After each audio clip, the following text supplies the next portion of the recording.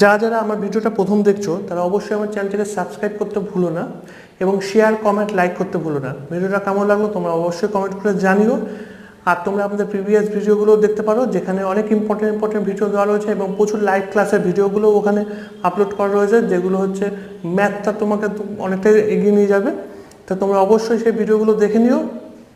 আর আজকে যে আমরা চ্যাপ্টারটা করব সেটা হলো জিওগ্রাফির উপর ল্যাটিটিউড অ্যান্ড লঙ্গিটিউড, অর্থাৎ অক্ষাংশ এবং দ্রাঘিমাংশ। এই চ্যাপ্টারটার উপরে আমরা আজকে বুঝবো।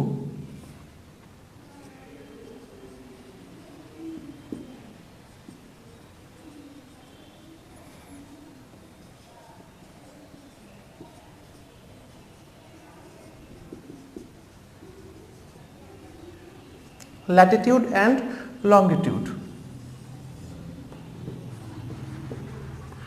অক্ষাংশ এবং দ্রাঘিমাংশ।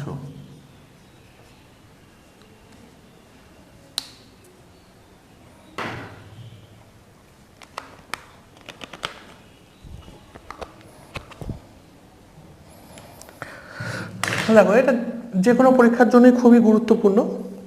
আমরা আগে অক্ষাংশ কি সেটা বুঝে নেব।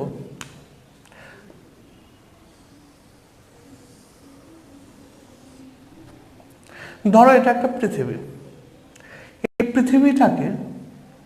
পৃথিবীটার মাঝখান থেকে একটা রেখা পূর্ব দিক থেকে পশ্চিম দিক পর্যন্ত কল্পনা করা হয়েছে, যেটাকে বলা হয়েছে ইকুয়েটর।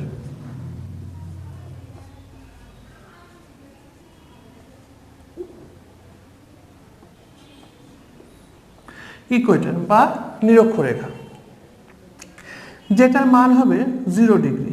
এটার মান দেওয়া হয়েছে 0 ডিগ্রি।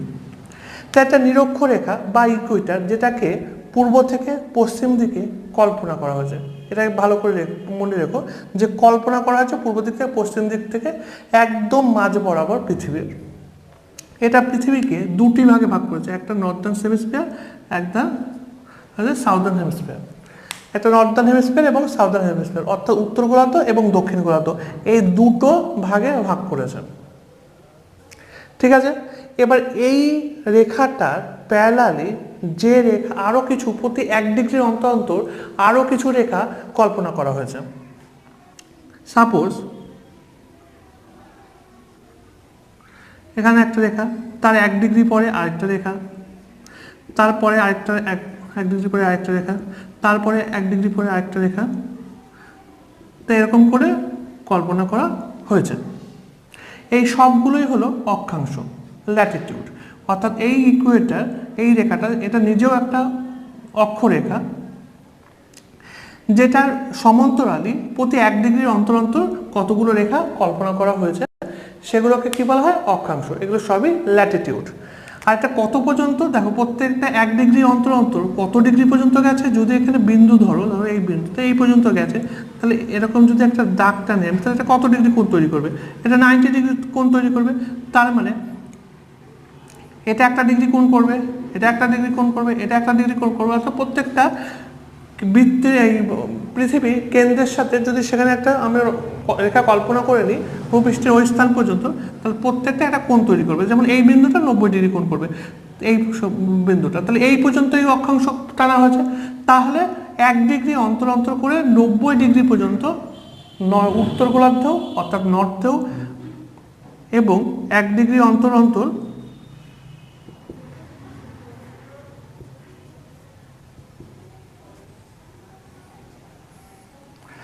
সাউথেও এরকম রেখা কল্পনা করা হয়েছে। তাহলে এখানেও 90 ডিগ্রি পর্যন্ত এসছে। তার মানে এ পাশেও 90টা অক্ষাংশ বা ল্যাটিটিউড, এ পাশেও 90টা ল্যাটিটিউড হচ্ছে আছে। তাহলে 90 আর 90 টোটাল কত হয়ে গেল? তাহলে 90 যোগ 90, তাহলে 180। তাহলে 180টি ল্যাটিটিউড হয়ে গেল। আর আমি যখন বললাম যে নিরক্ষরেখা বা ইকুয়েটর, এটা নিজেও একটা অক্ষরেখা, তাহলে এটাকেও একটা যোগ করবা। তাহলে টোটাল পৃথিবীতে কতগুলো অক্ষাংশ হয়ে গেল বা ল্যাটিটিউড হয়ে গেছে? আছে 181টা। ক্লিয়ার? প্রতি 1 ডিগ্রি অন্তর যে রেখাগুলো কল্পনা করা হয়েছে তাহলে এই 1 ডিগ্রি দূরত্বটা কত? ডিগ্রি হিসাবে তো 1 ডিগ্রি অন্তর করা হয়েছে, কিন্তু এই 1 ডিগ্রির মধ্যে হচ্ছে কতটা দূরত্ব আছে?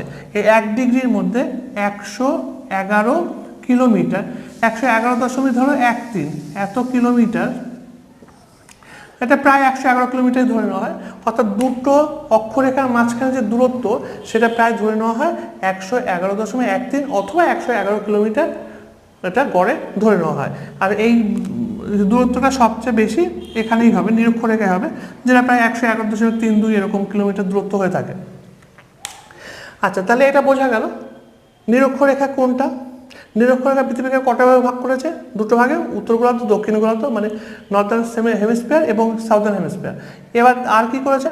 প্রতি এক ডিগ্রি অন্তর অন্তর হচ্ছে এই নিরক্ষরেখার সমান্তরালভাবে উত্তরেও 90টা এবং দক্ষিণেও 90টা অক্ষরেখা কল্পনা করে নেওয়া হয়েছে।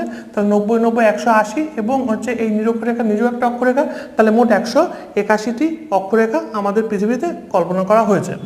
ক্লিয়ার? এবং প্রত্যেকটা অক্ষরেখার মধ্যে, অর্থাৎ প্রতি 1 ডিগ্রি অন্তর অক্ষরেখার মধ্যে দূরত্বের পার্থক্য হয় কত? 111.13 অথবা গড়ে 111 কিলোমিটার করে। ক্লিয়ার? এবার দেখে নিই যে কতগুলো ইম্পর্টেন্ট অক্ষরেখা।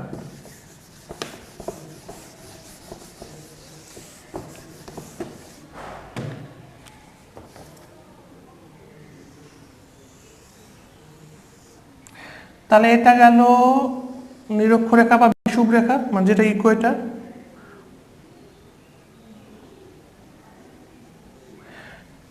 যেটার মান 0 ডিগ্রি, এটার মান 23.5 ডিগ্রি উত্তর,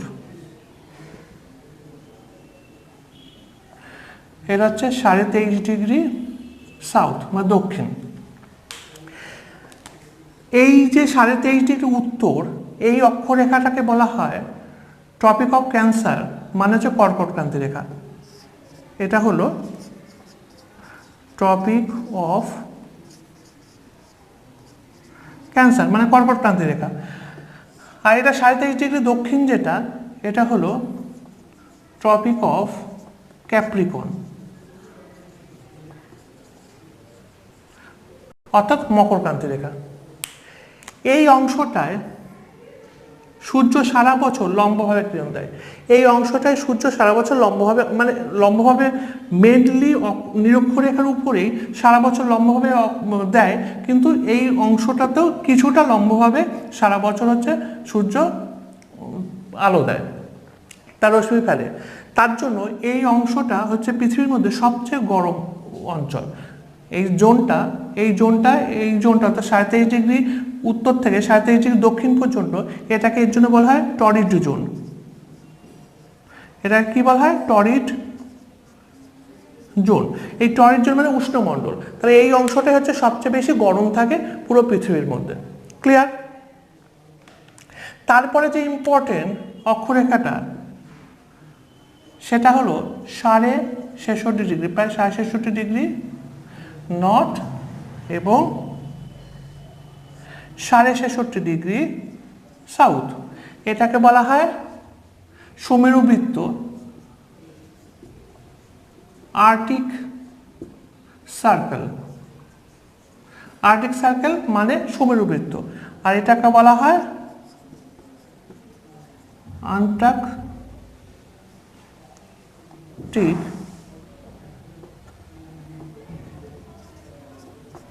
আন্টার্কটিক সার্কেল।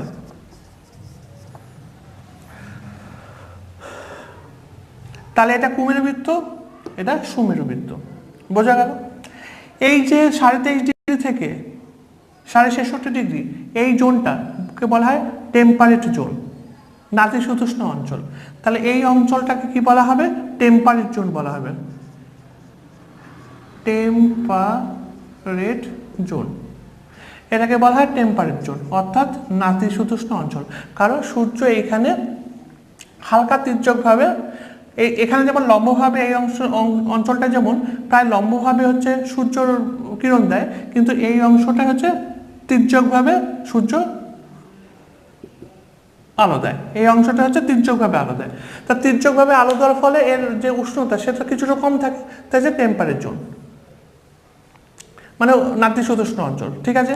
আর তারপরে 66.5 থেকে এই যে 90 পর্যন্ত এই অংশটা হচ্ছে ফ্রিজিড জোন, ফ্রিজিড জোন বা পোলার জোন, ফ্রিজিড জোন বা পোলার জোন, অর্থাৎ এই অংশটা হচ্ছে পুরো শীতল অঞ্চল, সম্পূর্ণভাবে শীত বিরাজ করে এই অংশগুলোতে দুপাশেই।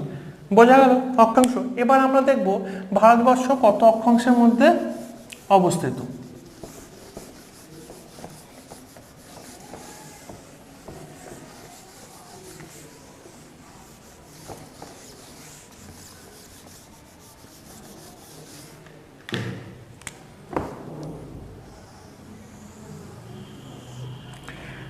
পৃথিবী ধরে নিলাম,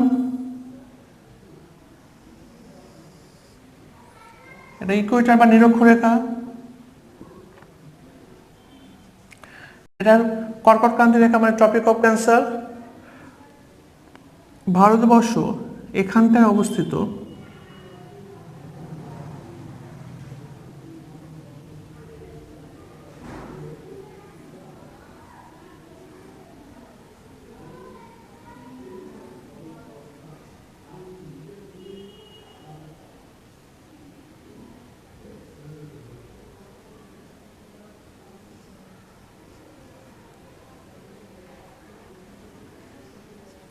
এরকম জায়গায় যে একটু ছোটোর মধ্যে তো আর ভারতের ব্যাপ ওইভাবে আঁকা সম্ভব না।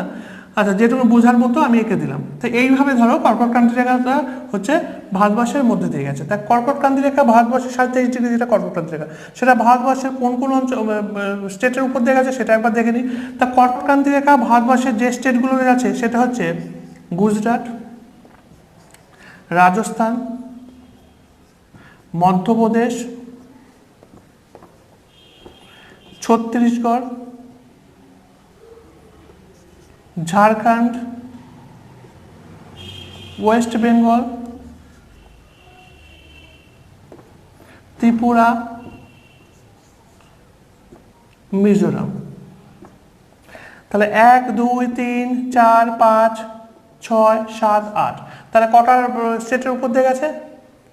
8টা স্টেটের উপর দিয়ে কর্কটক্রান্তি রেখা ভারতবর্ষের উপর দিয়ে গেছে। আবার বলি স্টেটটা: গুজরাট, রাজস্থান, মধ্যপ্রদেশ, ছত্তিশগড়, ঝাড়খণ্ড, ওয়েস্ট বেঙ্গল, ত্রিপুরা এবং মিজোরাম। ক্লিয়ার? তাহলে 8টা স্টেটের উপর দিয়ে ভারতবর্ষের 8টা স্টেটের উপর দিয়ে কর্কটক্রান্তি রেখা পাস হয়েছে। আর কর্কটক্রান্তি রেখা পাস হয়েছে বলেই ভারতবর্ষের এই অঞ্চলগুলো হচ্ছে উপরে সূর্যরশ্মি বেশি পড়ে, আর ফলে ভারতবর্ষের এই অংশটা দেখো, ভালো করে দেখো যে ভারতবর্ষের এই পুরো অংশটা উষ্ণতা বেশি। এই কারণে এই অংশটা টরিড জোনে অবস্থিত। এটা হচ্ছে ট্রপিক্যাল জোনে অবস্থিত। টরিড জোন বা ট্রপিক্যাল জোন, তাই এটা টরিড জোনে অবস্থিত বলে এই অংশের উষ্ণতা বেশি তুলনামূলকভাবে। এটা দেখো আমরা চলে যাচ্ছে নাতিশীতোষ্ণতার মধ্যে প্রায়। এবার আমরা দেখি এটা কত অক্ষাংশের মধ্যে অবস্থিত। ভারতবর্ষ অর্থাৎ এই যে এইখান থেকে 8.4 এত ডিগ্রি নর্থ থেকে, খুব ভালো করে দেখো যে ভারতবর্ষ পুরোটাই উত্তর গোলার্ধে, তার জন্য ওর অক্ষাংশ সবসময় উত্তরই হবে। তাহলে 8.4 থেকে ভারতবর্ষে একদম সিয়াচেন, এই যে জম্মু কাশ্মীরে এই যে সিয়াচেন অবধি, তাই ওটা হচ্ছে 37.6 এত ডিগ্রি নর্থে অবস্থিত। তাহলে ভারত কত ডিগ্রি অক্ষাংশের মধ্যে অবস্থিত? 8.4 উত্তর থেকে 37.6 ডিগ্রি উত্তর পর্যন্ত ভারতবর্ষের অক্ষাংশ। ক্লিয়ার? যেটা ইন্দ্রফল এখানে থাকে, আর হচ্ছে এখানে হচ্ছে কন্যাকুমারী। এই হচ্ছে ভারতবর্ষের অক্ষাংশ। তাহলে অক্ষাংশ সম্বন্ধে বোঝা গেল। এবার একটু দ্রাঘিমা রেখাটা দেখে নিই।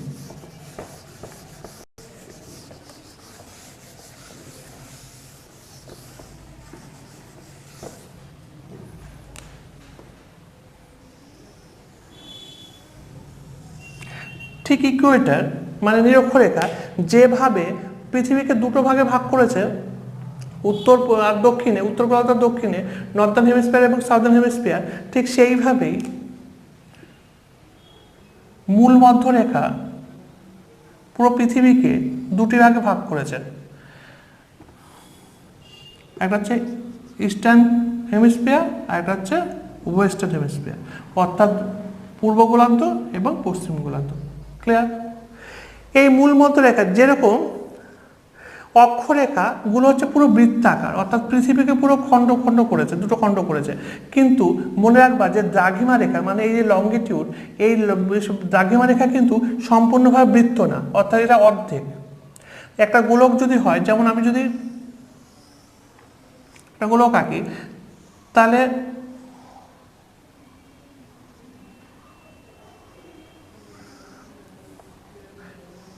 অক্ষরেখাগুলো সম্পূর্ণভাবে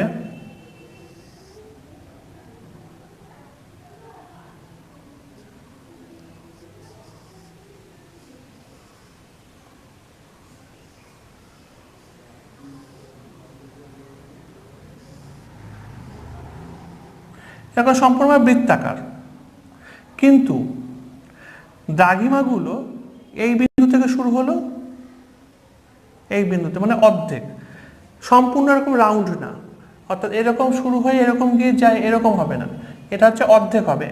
এই বিন্দু থেকে শুরু হয়ে এই বিন্দু পর্যন্ত, পেছনে কি পেছনে কিন্তু আবার আলাদা, অর্থাৎ এটা হচ্ছে মূল মধ্যরেখা। অর্থাৎ পৃথিবী যে ইংল্যান্ডের যে দেশটা রয়েছে, তার যে রাজধানী লন্ডন, তার লন্ডনে একটা গ্রিনিচ শহর রয়েছে, অর্থাৎ গ্রিনিচ শহরের উপর দিয়ে একটা রেখা কল্পনা করা হয়েছে।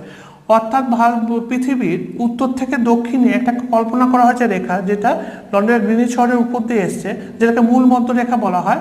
এই মূল মধ্যরেখা বা দেশান্তর রেখা, এর মানও 0 ডিগ্রি, ঠিক নিরক্ষরেখার মতো এর মানও 0 ডিগ্রি।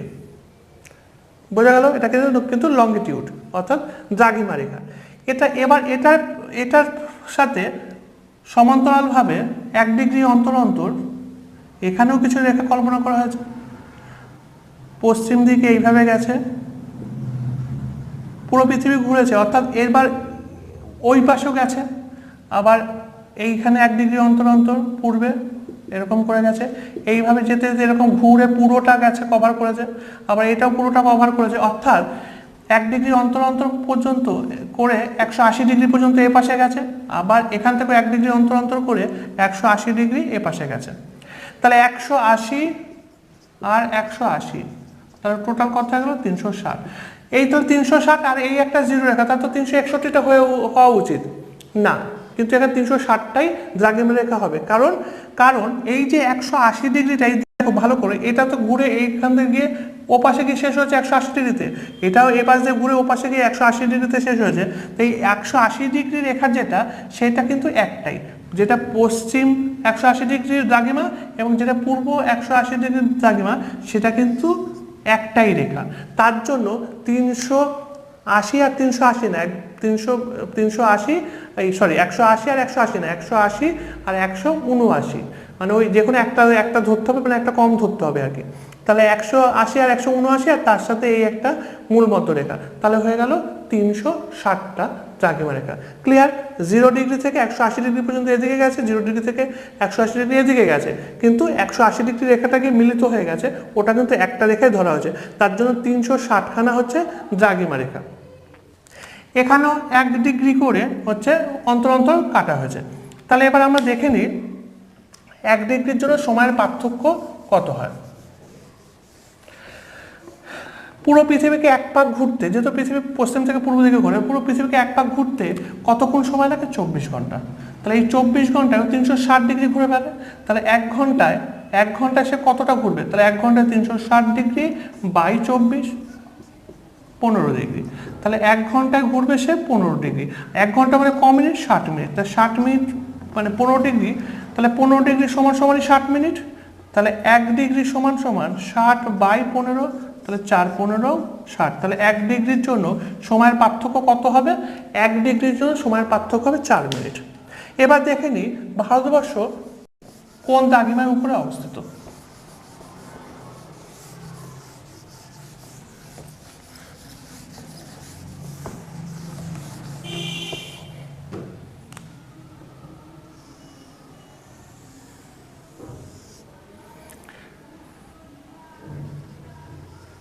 এটা তো নিরক্ষরেখা আছে,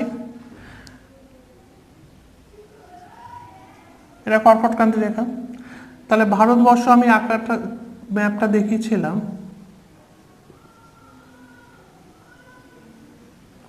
এখন কিন্তু আমার ম্যাপের দিকে কেউ যেও না, অর্থাৎ ম্যাপটাকে খুবভাবে হাইলাইট করো না, কেন এইটুকুনি জায়গার মধ্যে যে ম্যাপ আঁকা যায় না সেটা তোমরা ভালো করে বুঝতে পারছো। আচ্ছা, এখন আমার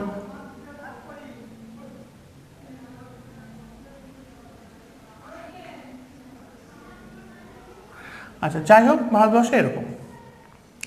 এবার কি করা হয়েছে, ভারতবর্ষে যে দ্রাঘিমাগুলো 1 ডিগ্রি অন্তর অন্তর গেছে, তাহলে এখান থেকে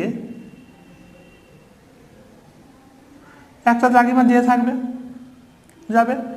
আবার একদম শেষ যেখানে, সেখান থেকেও একটা দ্রাঘিমা দিয়ে থাকবে। তাহলে একদম এখান থেকে যেটা যেটা গুজরাটকে টাচ করে গেছে, এবং একদম এখানে যেটা হচ্ছে অরুণাচল প্রদেশকে টাচ করে গেছে, তাহলে এখানে দ্রাঘিমাটা অর্থাৎ গুজরাটের দ্রাঘিমাটা হচ্ছে এখানে 68.7 এত ডিগ্রি পূর্ব। এটা ভালো করে দেখো, ভারতবর্ষ পূর্ব গোলার্ধে অবস্থিত, কারণ এখানে মূল মধ্যরেখা যদি ধরে রাখে তাহলে মূল মধ্যরেখাটা পূর্ব গোলার্ধ, তাহলে ভারতবর্ষ পূর্ব গোলার্ধে অবস্থিত। তাহলে 68.7 এত ইস্ট থেকে একদম অরুণাচল পর্যন্ত 97.25 ইস্ট, তাহলে এত ডিগ্রি দ্রাঘিমার মধ্যে ভারতবর্ষ অবস্থিত। তাহলে ভারতবর্ষ কত দ্রাঘিমার মধ্যে অবস্থিত? 68.7 থেকে 97.25 পূর্ব দ্রাঘিমায় ভারতবর্ষ অবস্থিত। ক্লিয়ার? কিন্তু এখানে প্রতি 1 ডিগ্রির জন্য আমি এইমাত্র দেখালাম, প্রতি 1 ডিগ্রির জন্য টাইমের পার্থক্য হয় কত ডিগ্রি? 4 ডিগ্রি।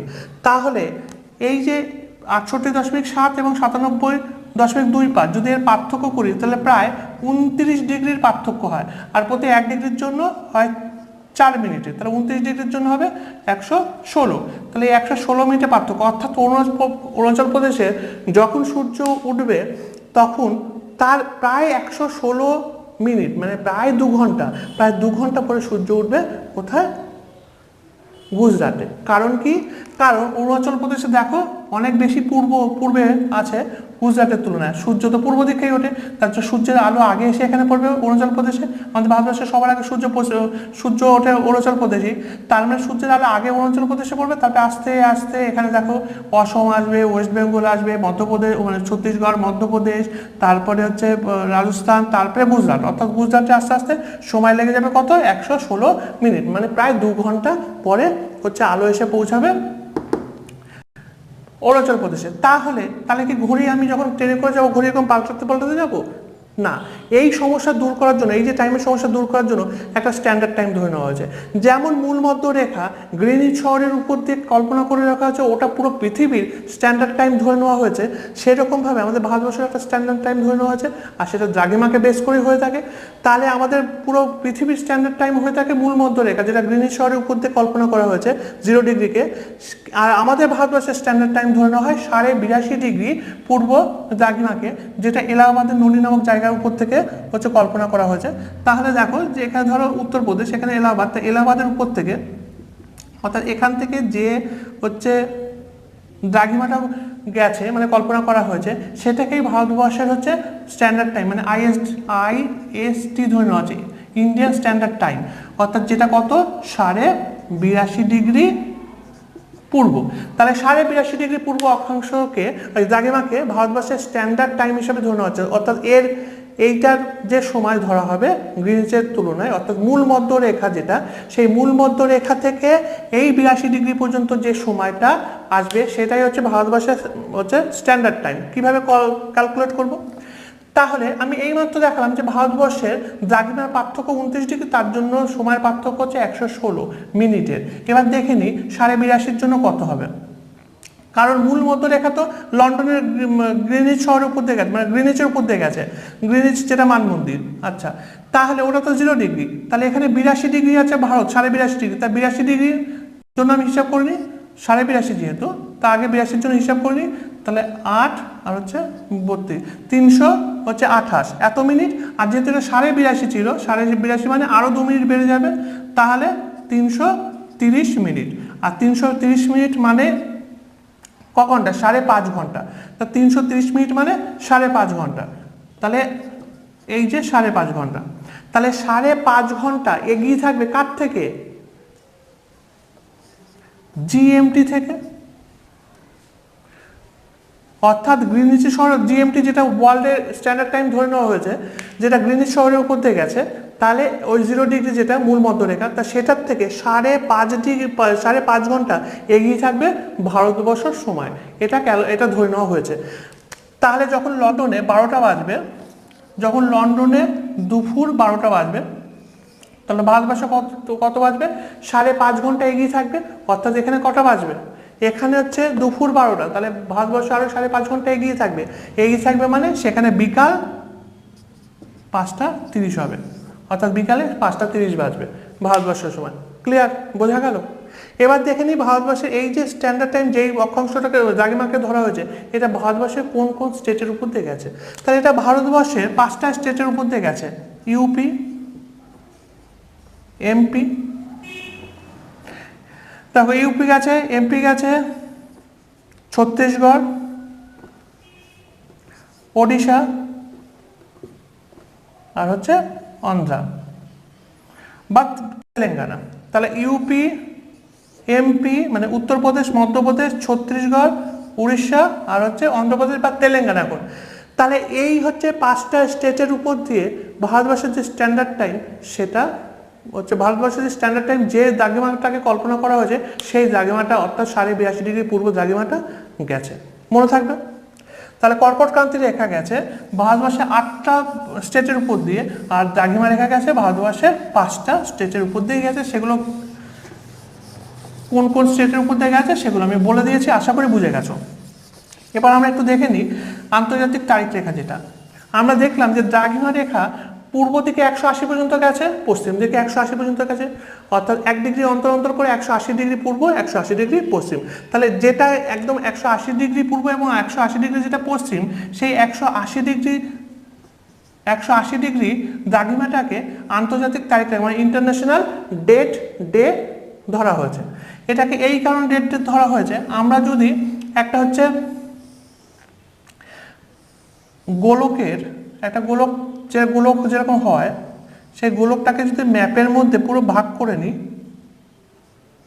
অর্থাৎ খুলে নিই পুরো ম্যাপটাকে যদি এরকম ভালো করে খুলে নিই, গোলকের যে ম্যাপটা সেটা যদি খুলে নিই ভালো করে, এরকম চৌকোভাবে খুলে নিলাম, তাহলে আমাদের এখান থেকেও ডট ডট ডট ডট করতে গিয়ে 180 ডিগ্রি এরকম এপাশে 180 ডিগ্রি পর্যন্ত আসবে। এরকম মানে এই পাশে গোলকের যেটা শেষ হবে আর কি, সেটা 180 ডিগ্রি। মানে ধরো এটা হচ্ছে এরকম খুলে নিলে তো আর ওরকম গোল দেখাবে না, চৌকো হয়ে যাবে। ঠিক আছে ভারতের? তাহলে আমার মনে হয় যে কথাটা অনেক বুঝতে পারছে না যে খুলে নিলাম বলতে কি বোঝায়। আচ্ছা, একটু পরিষ্কার করে আগে বুঝিয়ে দিন, নাহলে আবার মুশকিলে পড়ে যাবে। যে এটা বুঝতে পারবেন যে খুললো কি করে। একটা গোলক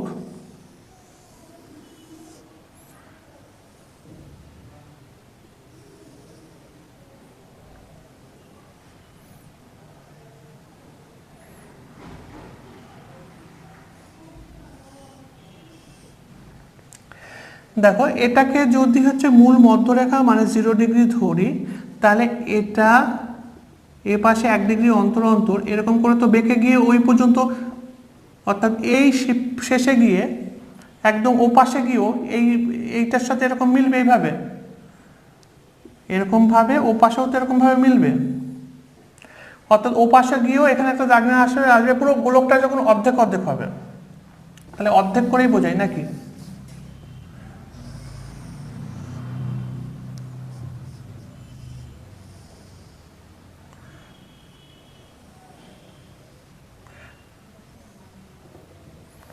এই অর্ধেক,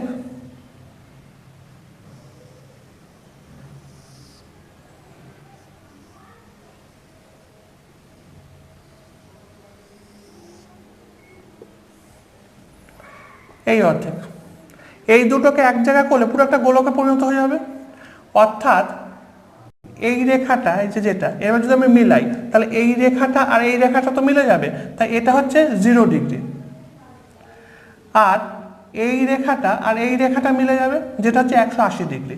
এবার বোঝা গেল যে এই যে 0 ডিগ্রি থেকে শুরু করবে, এই 0 ডিগ্রি থেকে এরকম করে গিয়ে এ পর্যন্ত আসবে, এই যে এইটাই এখানে গিয়ে এ পর্যন্ত আসবে, আসবে তো এপাশে যেতে যেতে। তাহলে এখানে 1 ডিগ্রি থেকে শুরু হচ্ছে 1 2 3 4 5 6 7 8 9 10 11 12 13 করে 180 পর্যন্ত এখানে আসবে। আবার এই যে 0 ডিগ্রি, এই 0 ডিগ্রি থেকে শুরু করে এখান থেকে আসবে, এখান থেকে আসবে আস্তে আস্তে পুরো কি পর্যন্ত, এই পর্যন্ত আসবে, যেখানে 180 ডিগ্রি পর্যন্ত আসবে। এটাও 180 ডিগ্রি আর 180 ডিগ্রি। তা আমি কি বলেছিলাম যে 180 ডিগ্রি পশ্চিম এবং 180 ডিগ্রি পূর্ব, এই দুটো মিলিত হয়ে 180 ডিগ্রি কিন্তু একটাতেই পরিণত হয়ে গেছে, অর্থাৎ এই জায়গাটা আর এই জায়গাটা মিলে গিয়ে একটাতে পরিণত হয়ে গেছে। তার মানে 180 ডিগ্রি একটাই রেখা। বোঝা গেল?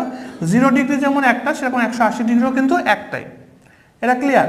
ও আচ্ছা, এবার দেখে নিই যে আন্তর্জাতিক তারিখ রেখা। তাহলে 180 ডিগ্রি রেখাটা এটা হচ্ছে আন্তর্জাতিক তারিখ রেখা।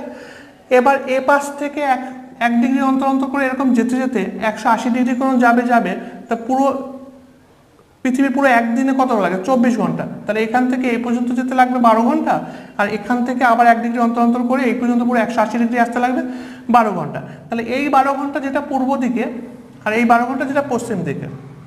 ক্লিয়ার? তাহলে 12 হচ্ছে 24 ঘন্টা।